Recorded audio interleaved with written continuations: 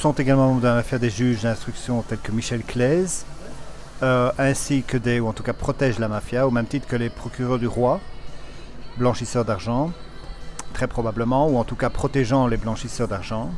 Je vais en venir maintenant à, comment dire, aux membres de la mafia oui, je dois aussi parler de Benoît Heymans. Benoît Heymans, mais je vais parler peut-être, qui est un notaire de Longeval Nicolas, Longeval Bernard et Longeval Caroline, parce que les membres de la mafia se tiennent ensemble. Et ce notaire, en fait, qu'est-ce qu'il a fait? Ce notaire, son rôle est en fait, une fois que vous auriez été forcé à accepter la succession, de faire un papier précisant pour que je me fasse ensuite accuser d'avoir utilisé ce papier pour débloquer des comptes bancaires de votre grand-mère après son décès. Ce qui aurait permis ensuite de révéler, faussement bien sûr, que il existait bien plus que ce que j'avais déclaré dans l'inventaire, puisque de toute façon j'avais rien à déclarer normalement, comme je vous l'ai dit, mais que j'avais fait déclaration mensongère, qu'en réalité il y avait ça aurait permis de révéler en réalité, de déballer les fausses preuves qui ont été accumulées par la mafia. Donc il fallait, pour pouvoir utiliser ces fausses preuves, et pour utiliser ces fausses preuves, il ne fallait pas que vous puissiez renoncer à la succession, mais il fallait que vous l'acceptiez. Or, vous l'avez refusé, mais maintenant la mafia a trouvé un stratagème pour annuler en quelque sorte cette transaction. En réalité, ils ne peuvent pas l'annuler, mais ce qu'ils font, c'est qu'ils fabriquent des faux. Dans la procédure, ils ont falsifié les faux, le dossier de la procédure, ils remplacent vos documents légaux par des faux, et ensuite ils comptent sur la Hongrie pour nous retirer notre autorité parentale pour que nous ne puissions plus vous défendre en Belgique en disant que regardez, nous avons les documents légaux.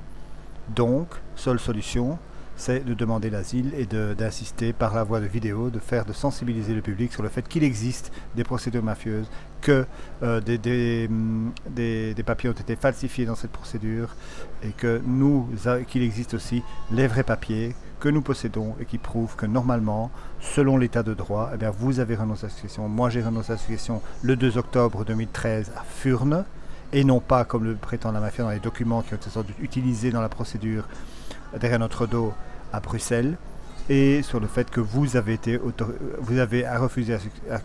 refusé la succession. Nous avons des papiers là-dessus. Voilà. Il faut savoir que normalement vous avez été autorisé le 15 juin 2017 par le juge de paix d'Anguien-Lens. Tous les éléments sont importants. Léon Oldenhoff de Gertechin, avec office à Anguien, siégeant à Anguien, a renoncé à la succession de votre grand-mère. Nous avons été autorisés à renoncer conjointement, maman et moi, à la succession de votre grand-mère.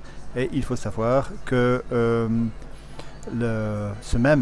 avons des preuves sur lesquelles ce même juge d'instruction après nous avoir autorisé à accepter la succession, à refuser la succession, a lui-même créé un faux document dans lequel indiquant que le juge de paix siégeait à Lens, ce qui n'est pas vrai, et que le juge de paix avait accepté seulement moi à renoncer à la succession pour votre compte, de telle manière à rendre en réalité votre renonciation non valable. Parce qu'il faut savoir que lorsque le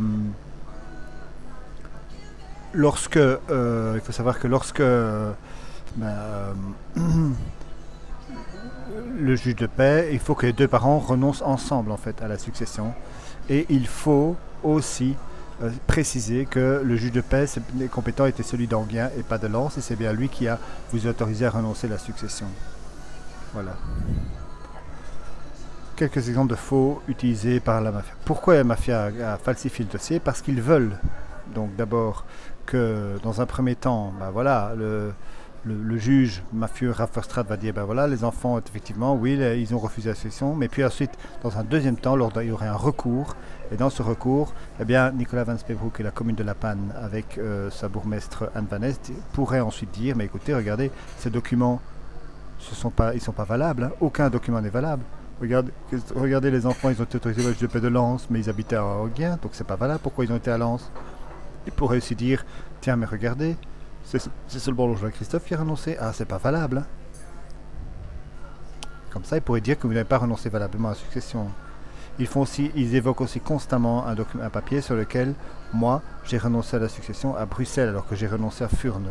Pourquoi? Parce que probablement qu'il existe un papier qui a été mis comme ça dans le dossier de la succession, pour qu'ensuite, en recours, c'est-à-dire une fois que, voilà, maintenant bientôt, la commune pourrait dire, regardez, ce n'est pas valable, Christophe Longeval a renoncé à Bruxelles, il devait renoncer à Furnes, donc c'est pas valable, donc il n'a pas légalement renoncé, et les enfants non plus n'ont pas renoncé. Voilà, ça c'est le but, ce qu'ils poursuivent en réalité. Mais bien sûr, ils ne peuvent pas faire ça. Il existe les vrais documents que nous possédons, mais ces documents ont été remplacés et ils veulent nous retirer notre autorité parentale pour qu'ils ne puissent pas les défendre. Par contre, nous pouvons toujours dire, et je pourrais toujours dire que regardez, moi, j'ai effectivement les documents légaux qui prouvent que les enfants ont renoncé, qui prouvent que moi-même j'ai renoncé, et en cas d'attaque contre moi, je pourrais toujours dire, regardez, voici les documents légaux, voici ce qui s'est passé, on a falsifié le dossier, moi j'ai mes documents, on a falsifié le dossier, pour que la commune puisse ensuite, dans un deuxième tour, en appel, dire que je n'ai pas renoncé valablement, il a fallu falsifier le dossier, mais moi j'ai mes documents légaux. Voilà, ça c'est ce que je veux dire. Maintenant alors, la mafia en Hongrie. Alors, en Hongrie, il faut savoir que la Belgique, une fois que nous avons fui la Belgique pour aller en Hongrie, forcément, la mafia, vous savez, que nous suit. Et elle savait notre intention de fuir vers la Belgique, elle avait su placer des cutus dans les voitures, donc ils savaient que nous allions en Hongrie, ils savaient où nous allions, ils savaient ce que nous allions faire, que nous allions aller à Mosomegyaróvár, Dunasor, etc. Et ils ont alors activé une cellule en Hongrie. Cette cellule a été toujours activée derrière le dos, bien sûr, par un certain Till Emmanuel qui a contacté alors György Szabolcs, l'oncle hongrois, votre oncle hongrois, et qui lui a donné une mission. Alors György Szabolcs, c'est quoi? C'est Kőkemény utca 9, E12 à Mosomegyaróvár. Alors sa mission c'est quoi? Sa mission c'est de tromper en permanence vous, mais aussi les grands-parents hongrois, vous, mais aussi notre mamie et notre papy. Comment? Alors, vous allez vous expliquer plus tard par après.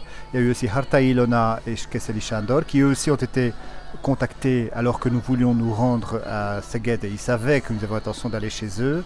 Donc ils les ont contactés et ils leur ont contacté, ils leur ont donné une mission qui était la même que celle de György Szabolcs, recueillir des fausses preuves contre moi et maman pour que la juge puisse, dans une procédure mafieuse en Hongrie, la juge Pawkovics Hedvig à Mosomegyaróvár puisse dire, écoutez, oui, effectivement, ces gens-là ne sont pas dignes d'être parents et pour qu'on nous retire notre autorité parentale.